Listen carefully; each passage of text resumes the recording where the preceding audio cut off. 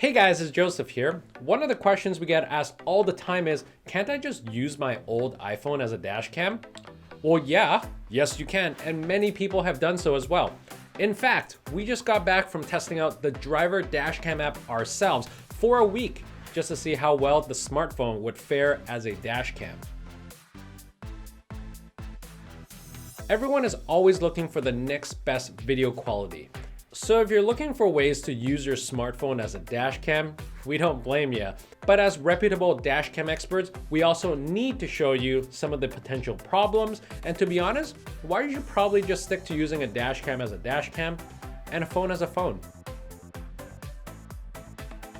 So to use your smartphone as a dash cam, you're only gonna need three things: a mount, a dash cam app, a smartphone, and I guess if you're going for a long drive, you're also gonna need a charging cord as well. If you check out the App Store or the Play Store, you're gonna find a long list of dashcam apps. There's tons out there.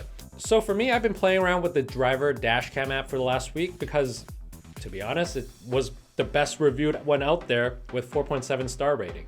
It's free to use, but if you wanna use some of the extra safety features like cloud backup, real-time collision alert, roadside assistance, and gas buddy, then you're gonna need to upgrade to the driver premium plan, and that's gonna be a monthly subscription fee of $4.99 per month.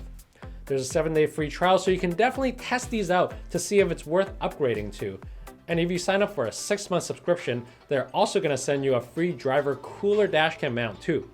Pretty snazzy. So let's take a deeper dive into some of these issues and concerns of mine. With a smartphone, it's designed to work in tandem with your car's ignition, so as soon as you turn on your car, the dashcam will start up automatically. During parking mode, With the dashcam app, it requires you to open the app, press the record button, so there's a manual process involved every time you want to go for a drive. So, a 4K dashcam, it's 8 megapixel. iPhone 14 Pro, 12 megapixel. Pretty obvious there. You're getting a higher resolution for the smartphone, but how much does 12 megapixel matter when it comes to getting crystal clear details on freeze frame? Now with the IR dash cams from say Blackview, Viafold, Thinkware, it does have infrared capabilities. What this means is that the camera is equipped to properly capture in-cabin activities in literally all light situations.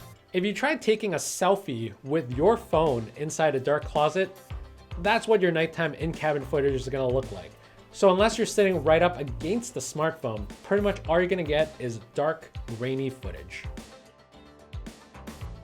The dashcam is built with discreetness in mind, of course. All of these are designed to be mounted right on your windshield, behind the rearview mirror, and out of the driver's line of sight. With the driver app, we found that it required at least an iPhone XS, which is about 5.64 inches by 2.79 inches, so it's pretty big to be discreet regardless of where you have it mounted.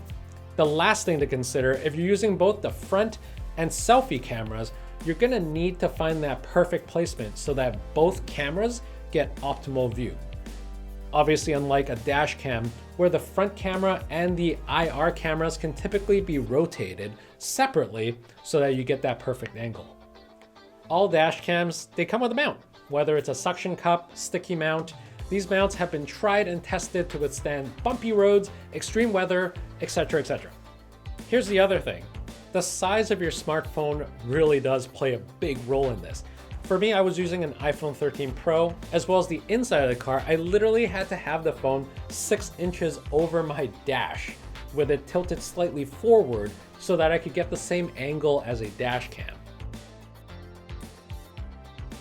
And not to mention, if your file clips become corrupted, basically the entire footage of your entire drive would be gone. Because the driver app isn't tied to your car ignition, it's gonna keep recording until you press the stop button. So in a way, the app is the perfect vlog accessory.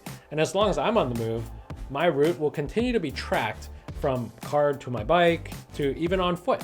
I went out on Amazon and I bought a $40 mount. It's literally the most expensive mount I've ever purchased. Since I'm installing my iPhone 13 Pro horizontally on the mount, I don't know if this is what this mount allows it to do. So as I'm driving if the road is shaky, is my phone gonna fall out? What dash cams do through loop recording is that it saves your drive into 1 to 3, maybe 5, maybe 10-minute clips. So it makes them easier to transfer from your dash cam to your phone to your computer. With the driver app, it saves literally your entire drive into one single clip. A 9-minute clip becomes 151 megabytes. With a 4K camera like say the Blackview DR900X or the Thinkware U1000, when I recorded my drive with a 4K dash cam, I got 4K video files. Now with the driver app, even when the phone's camera set to 4K, the videos downloaded were not in 4K. They were in HD, but the file sizes are still massive. Many dash cams do this as well, where if you download a file from your dash cam to your phone over the app, it's gonna reduce your quality automatically to make it easier to transfer. But there is still gonna be a way to download the full resolution video if you wanted to. Just keep in mind, dashcam apps, they have your data and potentially they can share your information with other third-party owners. So read those terms and conditions carefully. You have to sign up for an account in order to enable additional settings too with the driver app. So not that the driver app allows for this, but personally, I probably wouldn't leave my phone in the car when I'm away. As if that's not enough, a smartphone dangling in plain sight is gonna draw the attention of thieves. So remember that if you use your phone as a dash cam, it's gonna be exposed to extreme temperatures. During the summertime, it gets extremely hot, or during the wintertime, it gets really cold. We all know what happens when you record for a while, it's gonna heat up. And when lithium batteries get really hot, they can explode. Yeah. Oh, it's quite warm. Wow, I think we started off at 90%. Did it already kill 16% battery for like a 20-minute drive? Now with dash cams, they're typically created with supercapacitors, which means that they're built in a way that can withstand a reasonable amount of heat. It was also kind of inconvenient to reach for if I get a phone call or a text message, but that's just something to keep in mind, is that your phone's going to be in an inconvenient spot if you need it for quick access to something.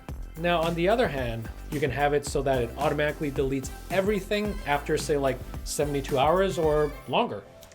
And what it does is it purges all the expired files, whether it's uneventful driving or an accident clip. Make sure you set up a time to set aside all those important files before it gets deleted.